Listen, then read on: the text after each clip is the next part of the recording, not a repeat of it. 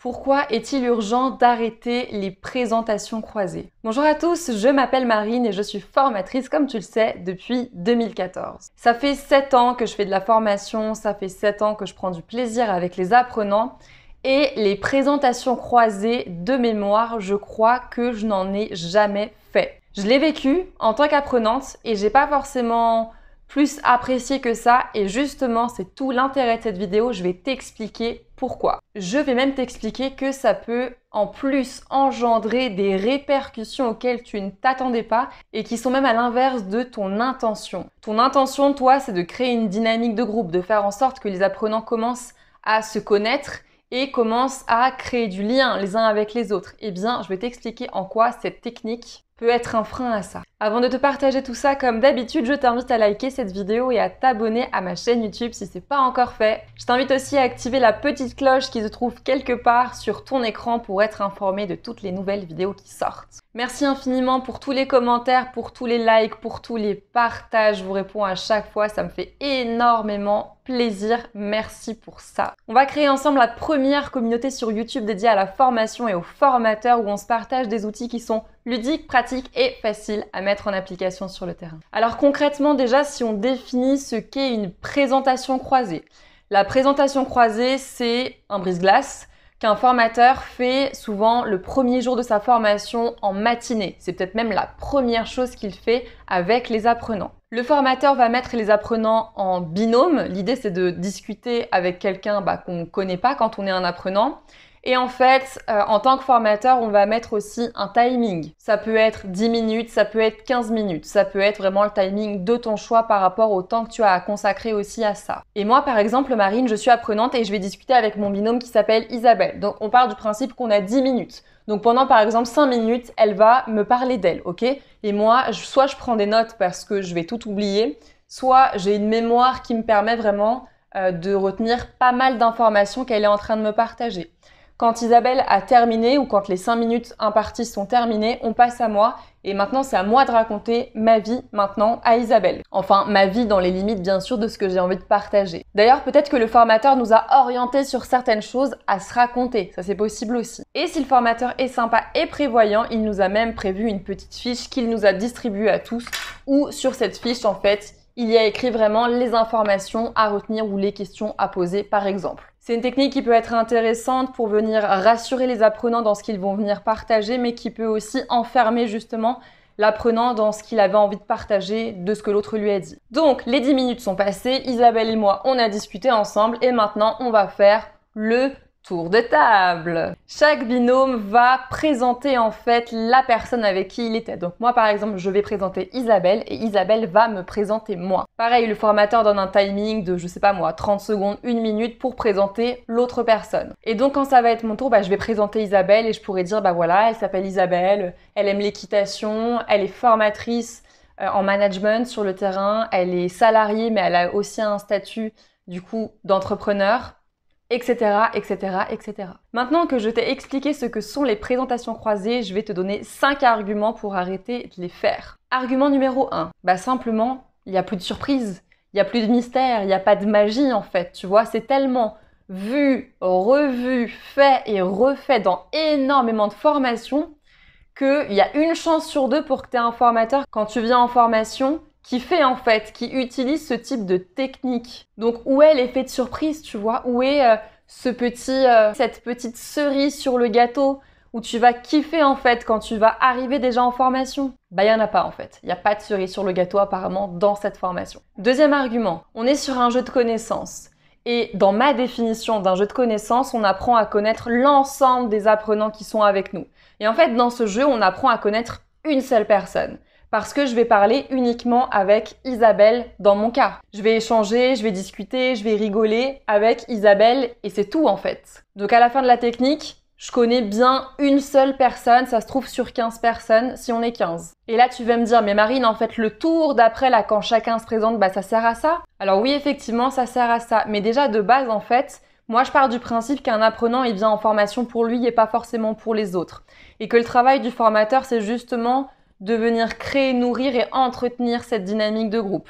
Donc, en fait, déjà pour moi, on va se dire les choses de manière assez cash.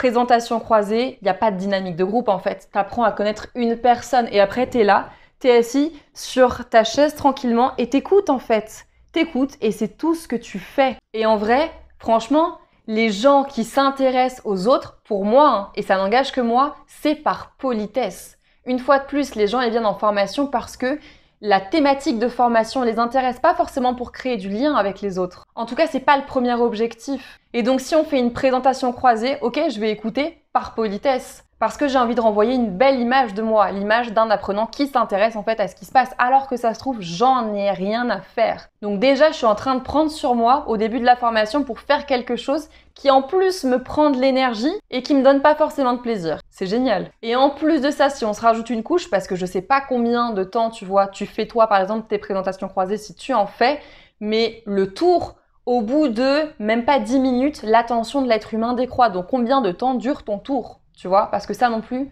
biologiquement, ça n'aide pas. Troisième argument, c'est complètement en lien avec le deuxième argument en fait. T'es statique, t'es là sur ta chaise, t'attends, t'es passif, il se passe rien. T'es ni en mouvement intellectuel, ni en mouvement physique. Et c'est chronophage. Plus ton groupe est grand et plus ça va être long. Quatrième argument, et ça c'est un argument auquel on ne pense pas forcément. Donc en fait, moi Marine, je suis apprenante. Je suis venue pour kiffer, pour vivre une formation et développer peut-être des connaissances et ou des compétences, ok?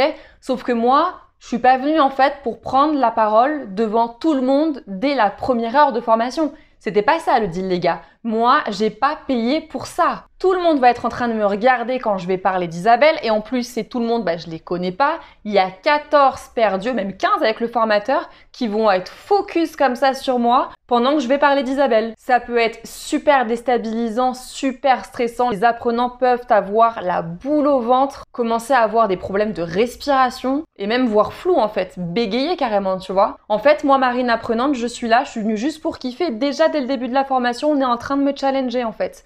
Mais moi, je veux pas sortir de ma zone de confort. En tout cas, pas tout de suite. J'ai peur.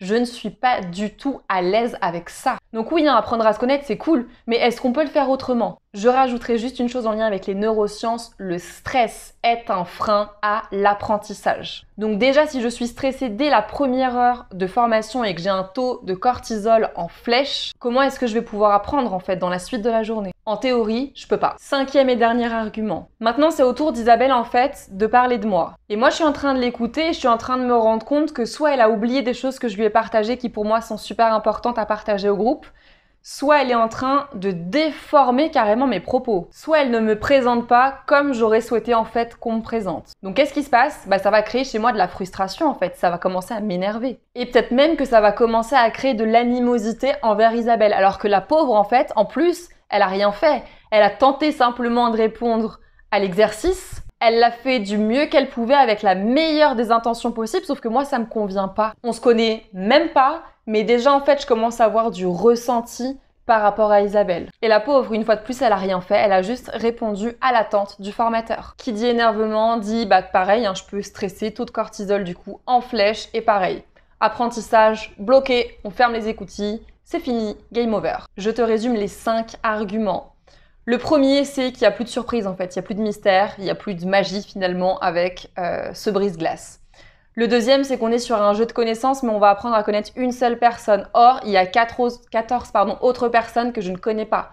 Donc pour moi, c'est pas un jeu de connaissances. Troisième argument, sur la deuxième phase du jeu, on va être complètement statique, passif, c'est chronophage, on attend et plus on est nombreux, mon Dieu, plus c'est long. Quatrième argument, moi Marine, je vais prendre au début de la formation la parole devant tout le monde. Mon Dieu, ça peut être stressant, ça peut être déstabilisant et vraiment, je suis pas bien du tout en tant qu'apprenante. Cinquième argument, si Isabelle ne me présente pas comme j'aurais souhaité qu'on me présente, si elle déforme mes propos, si elle oublie des choses, ça peut m'agacer, ça peut me frustrer, je peux commencer à entretenir de l'animosité vis-à-vis d'Isabelle alors que la pauvre, elle a juste répondu à la consigne du formateur. Comme tu l'as compris dans cette vidéo, je ne fais jamais de présentation croisée. Il y a tellement d'autres jeux de connaissances qu'on peut faire. Je t'invite sur ma chaîne à aller voir le bingo des connaissances, à aller voir le « hey, toi aussi ?» mais non. Ou encore à aller voir ce que moi j'ai appelé le speed meeting. Il y a de l'interaction, on est en mouvement, c'est super sympa. Allez, cette vidéo s'arrête ici. Si elle t'a plu, comme d'habitude, je t'invite à la liker, à la commenter, dis-moi ce que tu en penses et à la partager à ton réseau. Pour aller plus loin ensemble, j'ai créé un accompagnement qui s'appelle Former c'est kiffer, où on met de la joie, de la vie, de l'humain, du plaisir et du ludique, du jeu au sein de tes formations. Le lien est dans la description. J'ai également créé une formation express qui pour moi est un véritable kit de survie quand on est formateur. C'est complètement offert et tu vas kiffer parce que jusqu'à présent, tout le monde a kiffé. Le lien est également dans la description. Je te dis à demain pour une nouvelle vidéo. D'ici là, fais attention à toi et profite du soleil. Ciao!